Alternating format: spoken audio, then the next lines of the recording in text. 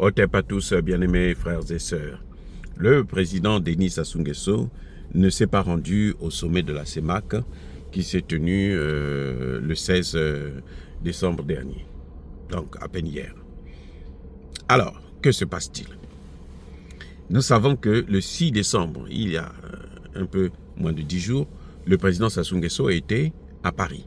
Bon, à Paris, vous voyez, il y a la Tour Eiffel qui est là, il y a Macron qui invite, et puis il y a Donald Trump qui était là. Donc tendre la main à Donald Trump, c'est plus important que régler les problèmes de la sous-région, les problèmes de son pays. Alors qu'on dit que le Congo est le pays le plus endetté de la CEMAC. C'est le pays qui a le plus de problèmes. La dette du Congo s'élève à 99% de son PIB. Alors, donc en fait, c'est tout à fait évident, puisque le Congo ne produit rien. Vous comprenez, les gars? Maintenant, moi, je voudrais m'adresser au peuple congolais. Vous savez,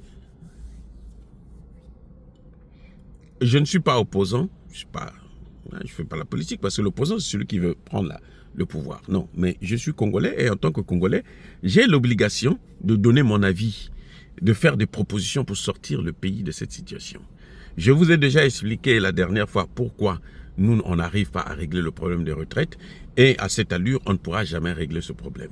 Maintenant, je veux parler de cette dette. Je vous ai d'ailleurs déjà dit que cette dette a commencé avec la gestion. Le fait que le président Sassou Nguesso avait fait confiance à un bandit, à un voyou, à un criminel, Dominique Strauss-Kahn. C'est lui qui est venu, qui a commencé à faire tout chambouler. Maintenant, il y a un autre problème. C'est que le problème que nous avons, c'est au niveau de la monnaie. Et là, même l'opposition est condamnable. Parce que M. Mathias Nzion, qui a été gouverneur ou vice-gouverneur de la BEAC, devrait savoir que nous n'avons pas de monnaie, que ce n'est pas notre monnaie, à moins qu'il ne soit pas un économiste. S'il était là pour compter les milliards de la France, bon, c'est tant mieux pour lui. Mais moi, je ne vois pas comment les opposants ne sont pas capables de faire des propositions au pouvoir en place. La seule chose que l'opposition sait, c'est Alongwa, Bisoto Toyaka, Yann Katouk Betkuis, Betvan, Betiyibepe. C'est-à-dire que, ôte-toi de là que je m'y mette. C'est ça ce qui règne au Congo. Et c'est pour ça qu'on ne trouve pas des solutions. Parce que tout le monde veut la place. Ceux qui sont là ne veulent pas partir. Ceux qui sont à côté veulent remplacer les autres. Et puis bon, tout ce que les autres font, on critique. On n'apporte pas on fait pas de critique constructive pour apporter une nouvelle façon de voir les choses. Je vous avais déjà dit que M. Makosso devrait échouer dès lors qu'il avait pour seul projet de gouvernement, c'est aller négocier avec le FMI. Je disais, mais c'est le FMI qui nous a mis dans cette situation. Le FMI est responsable de l'autre catastrophe. Pourquoi? Parce que le FMI est là pour préserver la richesse des puissances occidentales, pour nous empêcher à nous de se développer. Il faut casser ce cercle-là, où vous vous endettez, on vous pousse à bout, quand vous n'arrivez plus à payer, vous êtes en cessation de paiement, on vous apporte une autre dette et on augmente votre dette immédiatement. Et c'est comme ça seulement que ça se passe, ça se reproduit, ainsi de suite. Le Congo ne peut pas s'en sortir avec ce chiffon qu'on appelle franc CFA. Oui, le franc CFA là, c'est un chiffon de monnaie. C'est un papier toilette. Et je ne sais pas pourquoi les dirigeants, personne n'en parle. Je ne sais pas pourquoi. Je ne sais pas pourquoi même l'opposition n'en parle jamais. Bon, c'est normal parce que s'ils en parlent, ils auront des problèmes avec la France. Mais la France n'aime pas des gens qui parlent de ces choses-là. C'est pour ça que les Français ne peuvent pas nous piffrer, nous autres là. Mais nous, on s'en fout éperdument, ils ne valent rien du tout. Les amis, moi quand je parle, je m'en fous de ceux qui gouvernent au Congo, je m'en fous de l'opposition, je m'en fous des Français. Parce que ni les uns ni les autres, personne ne s'occupe de moi. Personne ne me nourrit. Personne n'a payé mes études. Mes études ont été payées par ma propre maman, ma mère. la défunte femme noire. Vous comprenez?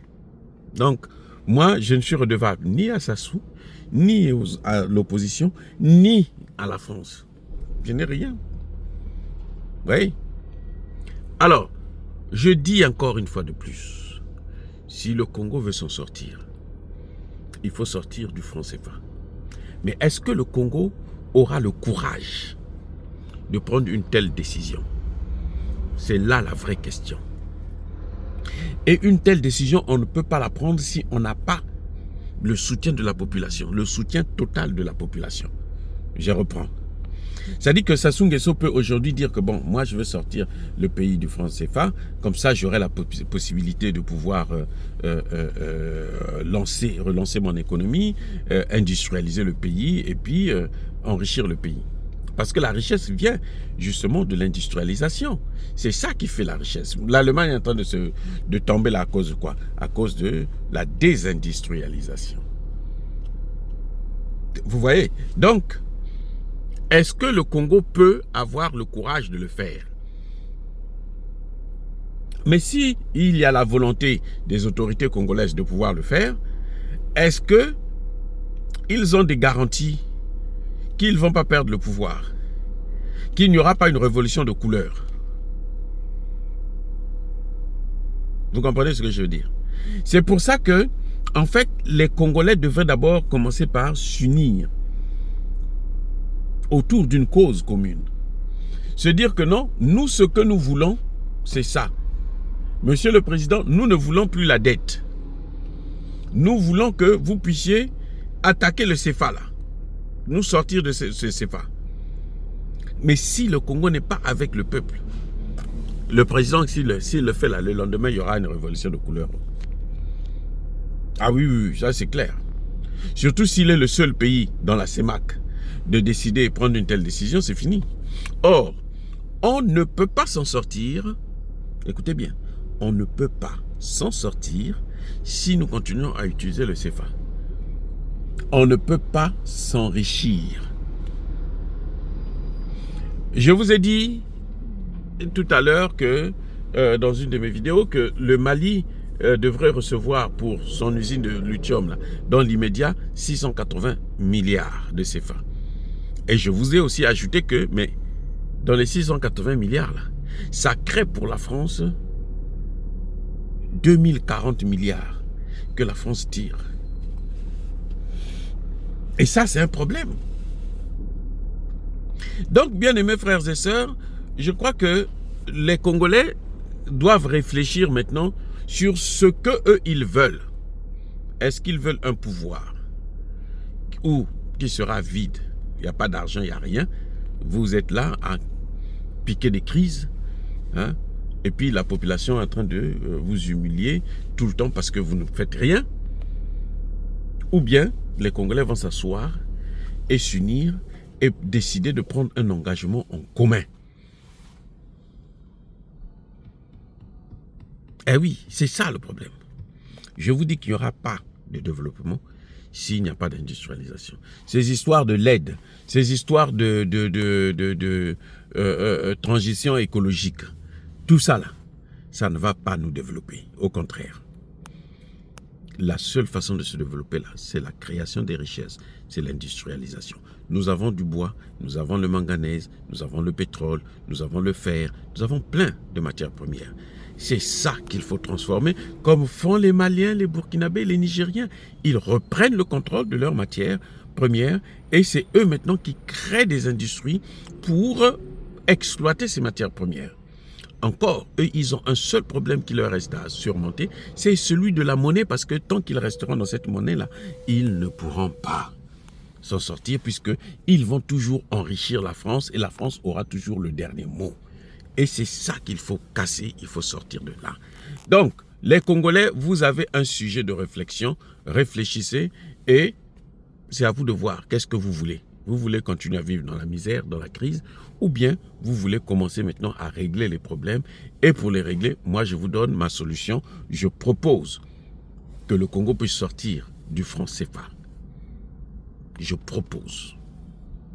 Et je pense que c'est la meilleure des choses. Maintenant, on va me dire, non, on ne peut pas sortir seul, les autres pays de la CEMAC. Non. Il faudrait bien que quelqu'un commence. Vous proposez, vous sortez en laissant la porte ouverte, que tous les pays de la sous-région qui veulent faire cette aventure avec vous puissent avoir la possibilité de prendre le train en marche. Voilà ce qu'il y a à faire. On n'a pas besoin d'attendre que les autres puissent faire et puis nous on les suit. Nous on a besoin de prendre nos responsabilités et c'est ça, prendre ses responsabilités. Maintenant, c'est à vous de donner votre avis. Soyez bénis, soyez abondamment bénis par le Dieu de Kémite et par nos ancêtres angélisés, mais que tous ceux qui persécutent le continent africain le pillent et le déstabilisent, qu'ils soient noirs, blancs, chinois, arabes, juifs, indiens ou qui qu'ils soient punis, maudits, foudroyés, neutralisés, écrasés, effacés par le Dieu de Kémite et par nos ancêtres angélisés. Vive l'Afrique éternelle, j'ai dit et j'assume.